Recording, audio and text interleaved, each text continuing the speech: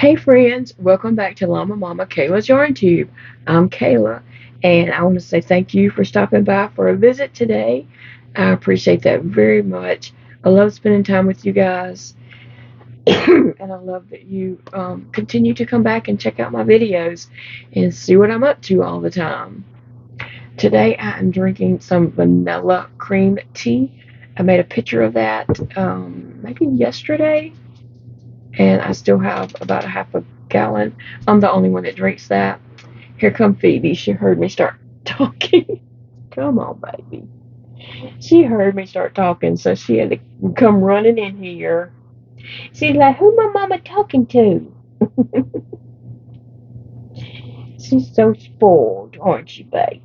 I mean, she'll be in her bed asleep, and she hears me in here start saying, "Welcome back," and here she comes. She jumps down and comes a running. Oh, don't you, baby? Are you spoiled? Anyway, if you're new here and don't know, this is my little Chihuahua Phoebe. She loves for me to pick her up and in the videos. I mean, of course, she don't know it's a video, but when she hears me saying "Welcome back," she always comes running, want me to pick her up because she's spoiled rotten. Okay, what is it? What is it, baby?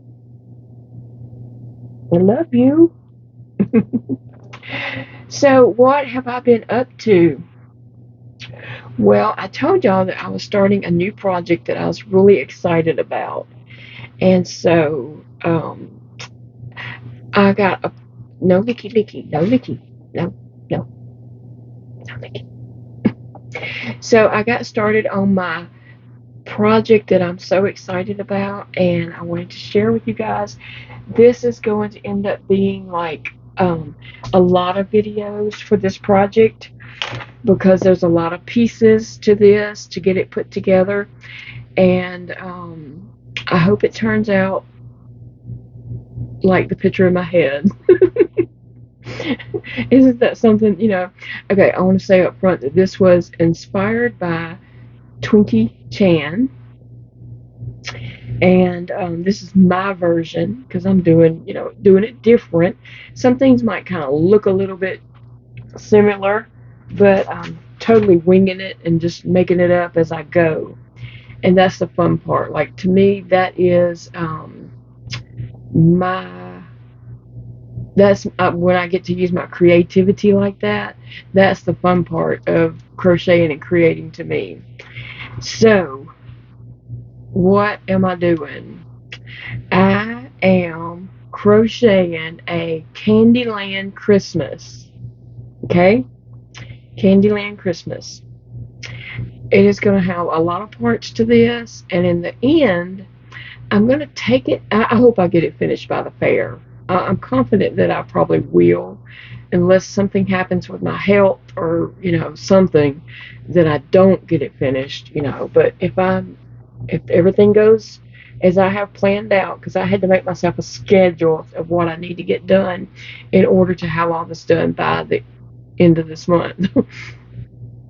So what I plan to do is take this to the fair, like have all my fair projects together, and then have this project in a box by itself.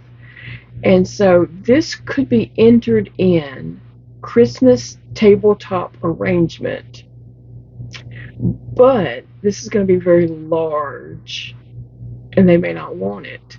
They may not have space for it. I think this would need a whole table by itself, like one of those big round tables, and they may not want to do that, and that's okay. If they don't, that's totally fine. I'll say, like, okay, I understand, because it is a large project. And but they may accept it, and if they do, they do. If they don't want it to put in a category, but they want it to just be as a display, that would be fine too. It doesn't have to go in a category. I just want people to see it, okay, when it's done. Like, I don't have to have a ribbon for it, because my I mean, I don't know how to say this. Like, I'm not doing it for a ribbon. I'm doing it because the enjoyment I get from making it, right? Okay, so here we go. You ready? I'm making some Candyland gingerbread houses. Not gingerbread house. Yeah, gingerbread houses, but they're Candyland Christmas. And so that's what I have on this first one. And I totally just made this up on my own. I didn't have a pattern or anything. So I had this tissue box. I'll just tell you how I made it, okay? I had this tissue box, and I used a 5mm hook, and I chained a bunch of times. I chained and chained and chained. And I was counting, okay.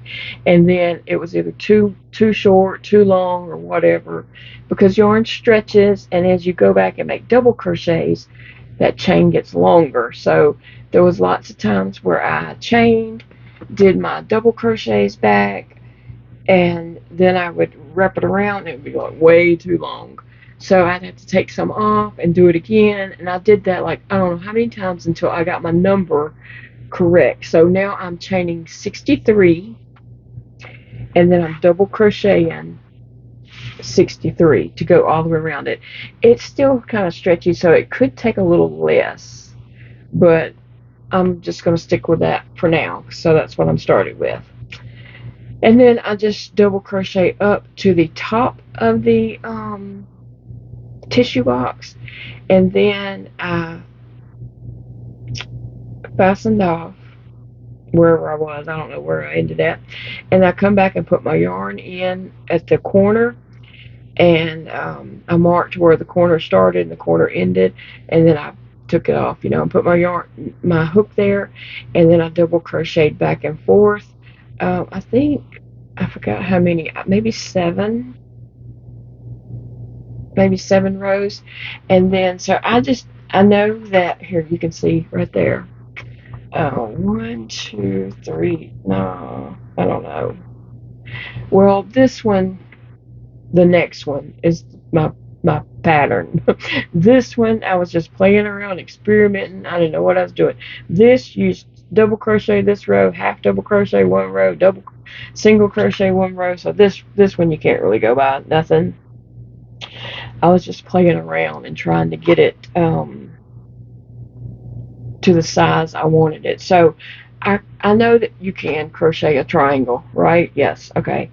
But I went ahead and crocheted a square coming off the top, front and back. I crocheted these little square flaps. And the reason why I crocheted the square is because I didn't feel like if I crocheted a triangle, it was going to be stiff enough. So I did the square, and then I folded the corners down to make it, pointed, and hot glued that so it was really stiff. And so this right here is like really stiff because the sides are folded in and glued to this, so that made that stiff, and it stood up. And then I attached my yarn at one of the corners here, and I crocheted, and I did double crochets back and forth until I got it where it would meet back over here and go up over the peak. And then I just single crocheted it to that row. And then I just took some white yarn and made some chains. I just kept chaining and single crocheting and chaining and single crocheting, and I would turn and do different rows of that. And this man right here, remember I had made two little gingerbread man when I was working on that Christmas wreath, and I had this one left over, so I just glued him on there.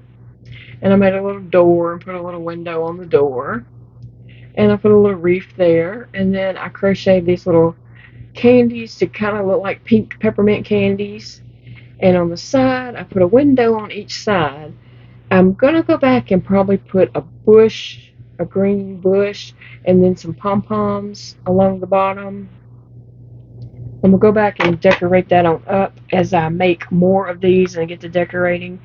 I hope that all my little I hope that all my little houses will turn out different You know, I don't want them to look the same. I want them to all kind of look different a little bit, but they all kind of have the same feel to them. But I think it turned out cute. I did put stuffing in the top to help that stand up there, and then the box just slides in. So that's what I'm doing. I'm crocheting a Candyland Christmas. And if you don't know, it's going to be exciting. There's lots more parts and pieces that go to this. And like I said, you know, my inspiration is from Twinkie. And I just having fun making this.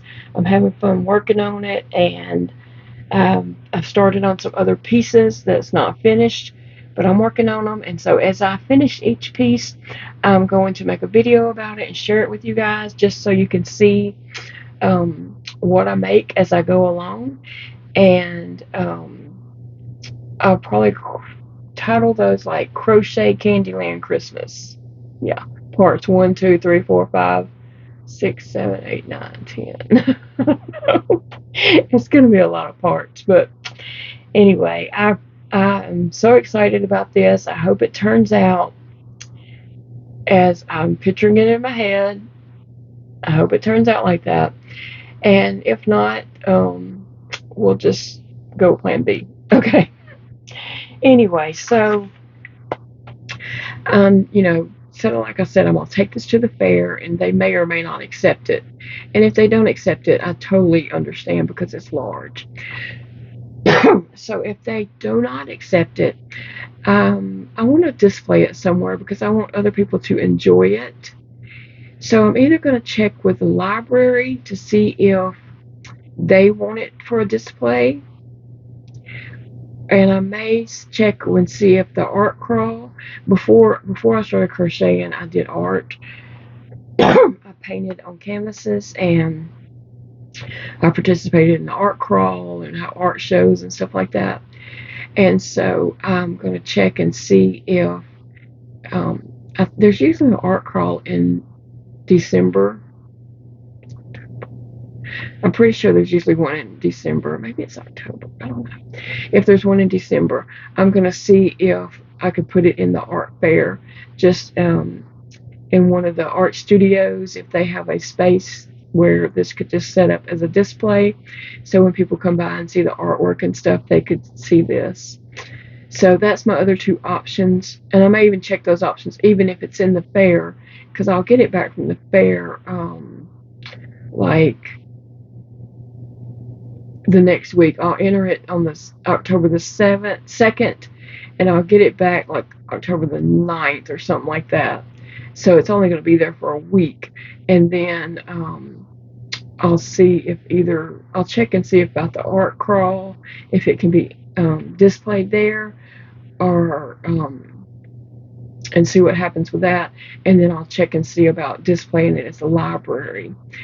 We have a bunch of libraries here. We have the main branch in the middle of town, and then there's a lot of smaller branches all over the place. But I'm gonna see if it can display at the main branch library. They know me there because I raised my kids there.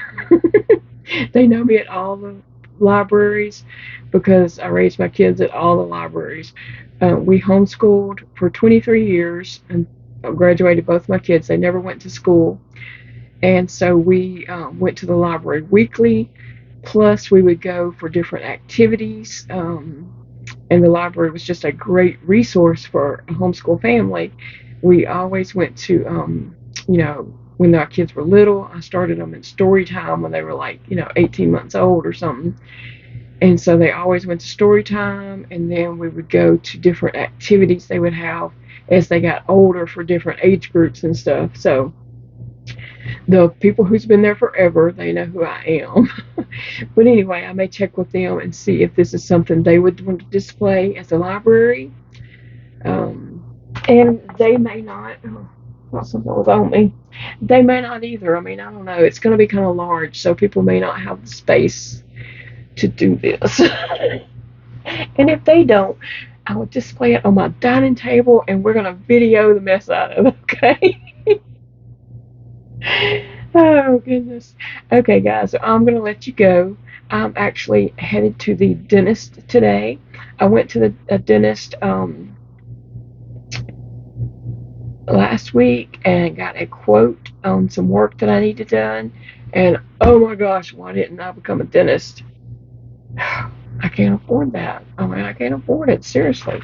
So I'm going somewhere else. I called another place and told them I'd like to come in and just get a,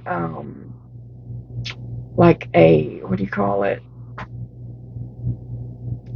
Um, a quote as a second quote, to have something to compare with. And they said, that's great. Come on and do it. So I have an appointment today for that. So that's where I'm headed today.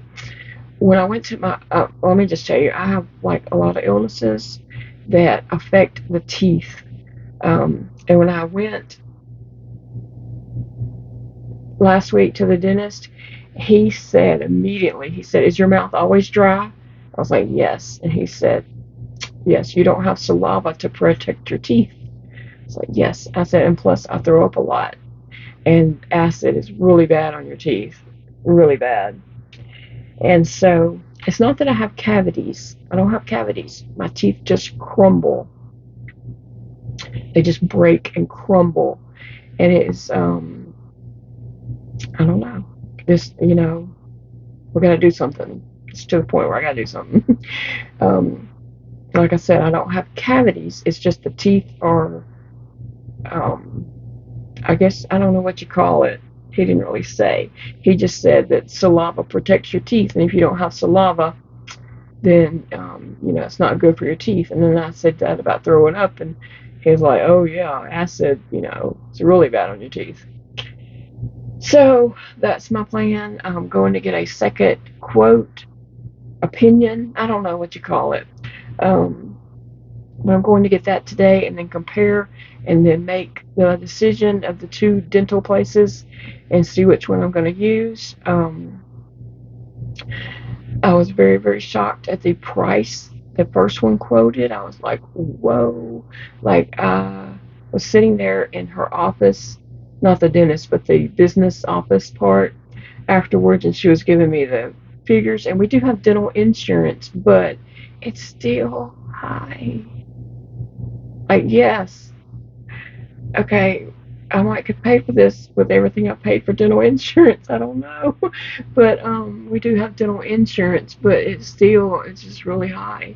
And she was giving me the quotes and going over that with her. I was tearing up because I knew I couldn't afford it, and so I just kind of quickly got myself together without her knowing that I was being a big titty baby.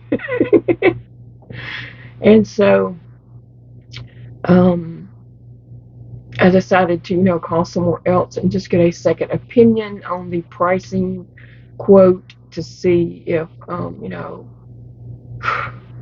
if it's cheaper anywhere else. But anyway, I hope you all have a great day. It is a beautiful day to crochet. I'm taking crochet with me to the dentist's office. I don't know how long I'll have to wait, but I will have some crocheting to do while I'm sitting there, and I'll be crocheting after I get back home because I have a lot of crocheting to do.